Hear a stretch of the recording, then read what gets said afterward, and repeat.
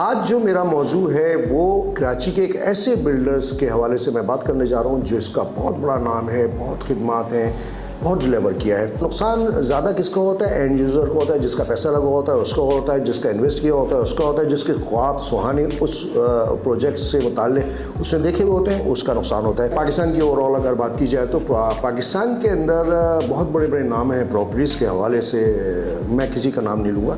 तकरीबन 40-50 साल से ये एक सिलसिला चल रहा था। इलियास साहब जो कि इसके बानी थे, ऑनर थे, उन्होंने एक सिलसिला शुरू किया था और ये 40 साल से सिलसिला चलता रहा। इस दरमियान कई बिल्डिंग्स, कई प्रॉपर्टीज़, कई बहुत अच्छे बड़े बड़े प्रोजेक्ट फलक नाज ने डिलीवर किए और वो तरक्की के मनाजिर तय करता चला गया। नई जनरेशन अपने माँ बाप के जो कारोबार को बहुत ऊपर ले जाते हैं, कुछ नई जनरेशन अपने माँ बाप के कारोबार को बिल्कुल निस्तनाबूद कर देते हैं। सुरजानी सेक्टर 11C में जो इनका प्रोजेक्ट है जो कि 450 एकड़ पर बहुत बड़ा रकबा होता है, उसके ऊपर बन रहा है ऊंच और नीच जिसे हम कहते हैं, वो प्रॉपर्टीज़ में भी चलती हैं।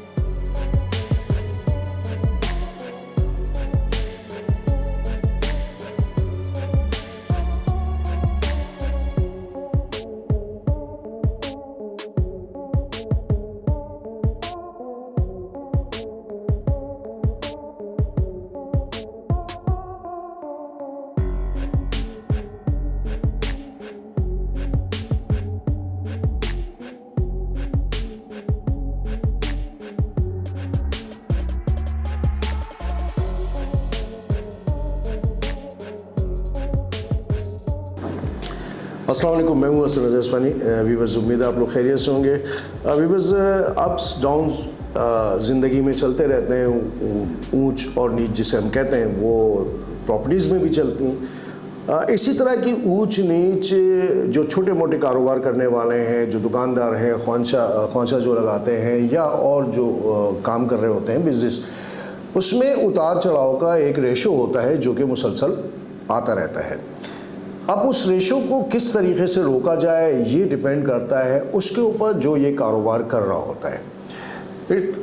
यानी कि अगर मैं कोई कारोबार कर रहा हूँ और मैं मेरी समझ में आ जाए कि ये जो नुकसान हो रहा है उसका रीज़न क्या है और उसका वो सदेबाप कर लिया जाए बर वक्त, तो वो नुकसान मज़ीद नहीं फैलता बल्कि अपनी जगह पर रुक कर तरक्की की तरफ चलता रहता है। यही कुछ अगर प्रॉपर्टी के हवाले से बात की जाए व्यूअर्स, तो प्रॉपर्टी में भी कुछ ऐसा ही होता है कि कोई ना कोई कहीं ना कहीं कोई एक ऐसी चीज़ रह जाती है या कोई एक कमी रह जाती है या कोई मामला बिगड़ जाता है जिसको बर वक्त कंट्रोल ना करने पर नुकसानात का जो रेशो है वो बढ़ता रहता है। कराची की बात की जाए, पाकिस्तान की ओवरऑल अगर बात की जाए तो पाकिस्तान के अंदर बहुत बड़े बड़े नाम हैं प्रॉपर्टीज़ के हवाले से, मैं किसी का नाम नहीं लूँगा इसलिए कि किसी एक का नाम लूँ तो ये एक दूसरों के साथ ज़्यादती हो जाएगी।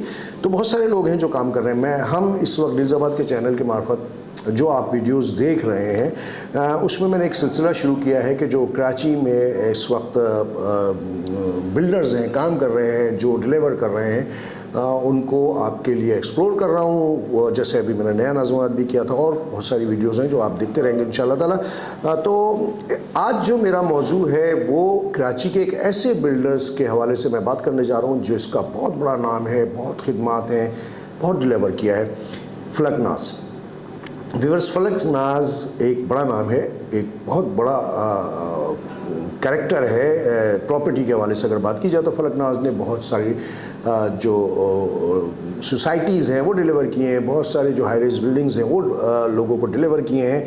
छोटी सी मैं इनकी आपको जर्नी बता दूं कि तकरीबन 40-50 साल से ये एक सिलसिला चल रहा था। इलियास साहब जो कि इसके बानी थे, ऑनर थे, उन्होंने एक सिलसिला शुरू किया था और ये 40 साल से सिलसिला चलता रहा। इस दरमियान कई बिल्डिंग्स, कई प्रॉपर्टीज़, कई बहुत अच्छे बड़े बड़े प्रोजेक्ट फलक नाज ने डिलीवर किए और वो तरक्की के मनाजिर तय करता चला गया।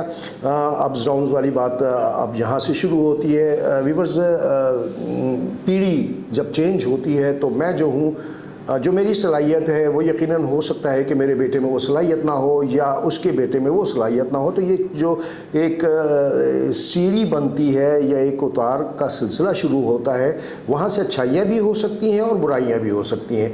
कुछ नई जनरेशन अपने माँ बाप के जो कारोबार को बहुत ऊपर ले जाते हैं, कुछ नई जनरेशन अपने माँ बाप के कारोबार को बिल्कुल निस्तनाबूद कर देते हैं। व्यूअर्स, नुकसान बिल्डर्स का नहीं होता, नुकसान होता है उन लोगों का, बिल्डर्स का भी होता है, लेकिन नुकसान ज़्यादा किसका होता है? एंड यूज़र को होता है, जिसका पैसा लगा होता है उसका होता है, जिसका इन्वेस्ट किया होता है उसका होता है, जिसके ख्वाब सुहाने उस प्रोजेक्ट से मुताल्लिक़ उसने देखे हुए होते हैं, उसका नुकसान होता है। सेक्टर 11C में सुरजानी में जो फलकनाज का एक बहुत बड़ा अहाता है, उसमें थीम पार्क भी बना रहे हैं। ये हिल व्यूज़ के नाम से एक प्रोजेक्ट है जिसमें एक ग्रैंड जामा मस्जिद जो कि बहरिया में उस टाइप का भी कोई मस्जिद बनाने का ऐलान किया था, और विलास बनने जा रहे थे। मसाजिद अभी मस्जिद हैं, मसाजिद वहाँ मौजूद पार्क्स हैं और दीगर बहुत सारी खूबसूरती है। तो ये एक छोटी सी रिपोर्ट थी, मैंने सोचा आपको। फलकनाज बहुत बड़ा नाम है, इसमें कोई शक नहीं है। फलकनाज ने बहुत डिलीवरी की है, फलकनाज ने बहुत काम किया है और बहुत डिलीवर किया है।